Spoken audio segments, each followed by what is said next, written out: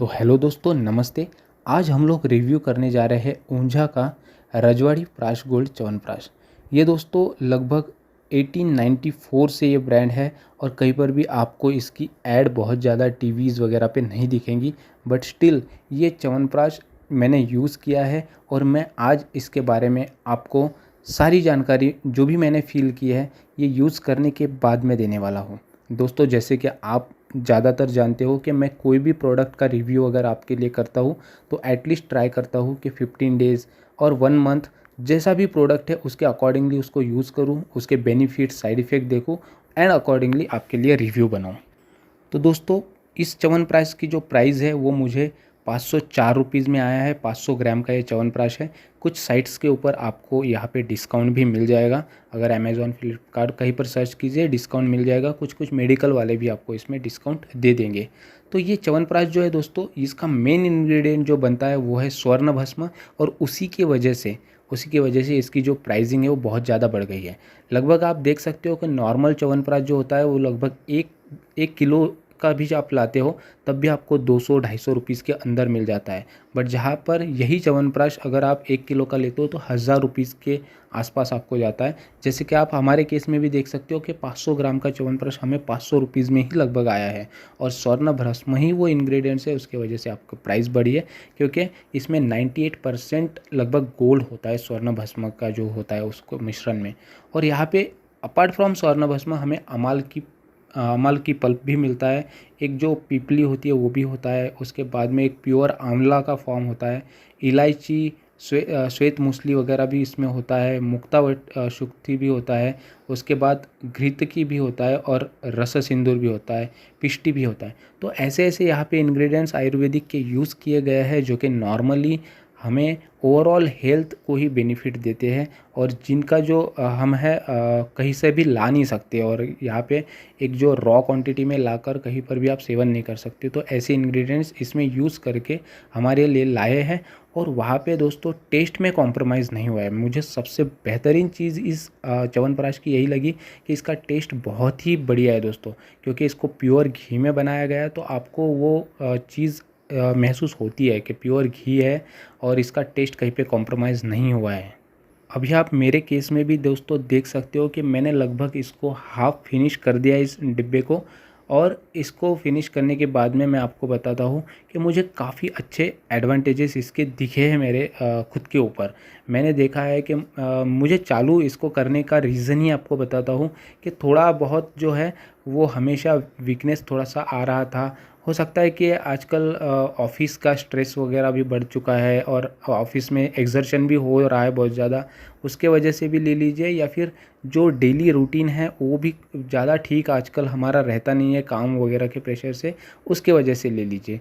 तो सारे कंसिडर करते हुए जो है बॉडी थोड़ी सी वीक महसूस होने लगी थी। साथ ही साथ में बीमार पड़ने की जो तादाद है वो भी बढ़ते जा रही थी। मतलब वंस इन जहाँ पे 6-6 महीने नहीं बीमार पड़ते थे, वहीं पर अभी मंथली एक बार कहीं ना कहीं लगता ही है।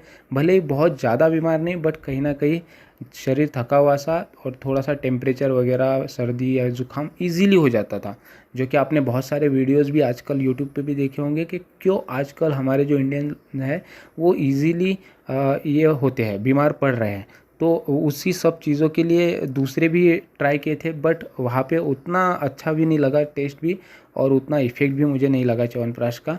बट इसको चालू करने के बाद में दोस्तों यहाँ पर मुझे बहुत ही अच्छा इफ़ेक्ट आया है। मतलब मैं आपको बताऊँ, टचवुड बहुत सारी जो बीमारियाँ हैं जो नॉर्मली हो जाती थी ईज़िली, सर्दी ज़ुकाम टेम्परेचर ले लीजिए, वो वहाँ से लगभग मुझे अब तक नहीं दिखा है। और साथ ही साथ में जो कमज़ोरी, थोड़ी सी वीकनेस वगैरह भी लगती थी, वो भी बहुत ही कम हुई है। ऐसा नहीं कि मैं इसका ऐड करूँगा तो मुझे कुछ बेनिफिट है, बट जो रियल चीज़ें हैं मैं कभी भी बताने से आपको चूकता नहीं हूँ। तो ये एक चीज़, और साथ ही साथ इसमें जो इंग्रेडिएंट्स यूज़ किए गए हैं वो काफ़ी, अगर आप उसके एक एक करके सारे इंग्रेडिएंट्स का भी अगर आप स्टडी करोगे तो आपको दिखेगा कि सारे जो इंग्रेडिएंट्स हैं वो बॉडी को ओवरऑल हेल्थ को रिजेन्युएट करने में ही कारगर साबित होते हैं। साथ ही साथ आपका वीकनेस को कम करके आपका स्टेमिना बढ़ाना, या फिर आपका जो एंटी एजिंग एजेंट भी इसमें यूज़ किए जाते हैं, एंटीऑक्सीडेंट्स है, तो उससे आपके चेहरे पे भी थोड़ा सा जो है वो निखार आता है, और साथ ही साथ में आपको फ्रेश हमेशा लगता है। जो अंदर से हम बोलते हैं, अंदर से फ्रेश लगना ही खासकर बहुत ही इम्पोर्टेंट होता है, तो वो भी आपको लगता है। मेंस के केसेस में अगर आप लोगे तो सीमेंट की क्वालिटी वो भी ठीक हो जाती है इससे, और साथ ही साथ आप स्टेमिना ले लीजिए, वो भी थोड़ा सा अच्छा खासा इम्प्रूव ही हो जाता है।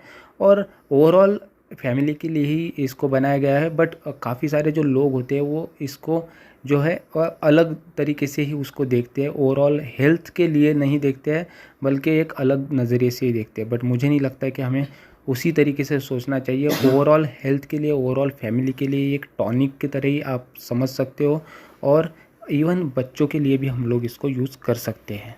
हार्ट रिलेटेड डिसीजेस ले लीजिए, या फिर आर्थराइटिस ले लीजिए, या फिर डायबिटीज़ ले लीजिए, रेस्पिरेटरी सिस्टम से रिलेटेड डिसीज़ लीजिए, सभी तरीके के चीज़ों के लिए ये एक अच्छी खासी टॉनिक की तरह ही दोस्तों काम करता है।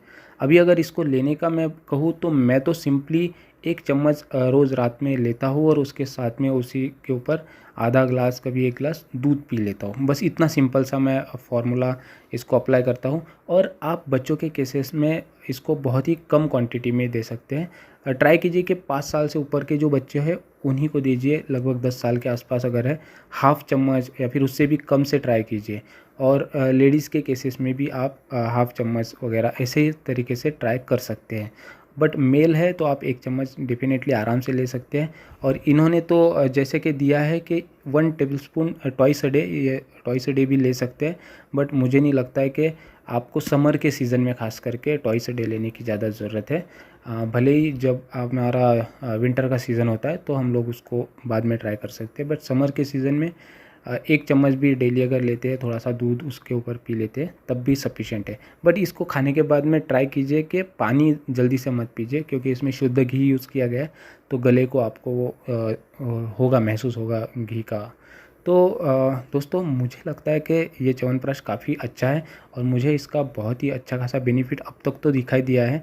तो मैं शुरू इसको डेफ़िनेटली रखना चाहूँगा। 4-5 पिज़्ज़ा, बर्गर या फिर ऐसी जो चीज़ें हैं जो हेल्थ को ख़राब करती है, उनको अगर हम लोग मंथ में खाते हैं 2-3 बार भी, तब भी इतना ही बिल या फिर इससे ज़्यादा बिल हमारा बन जाता है मंथ का।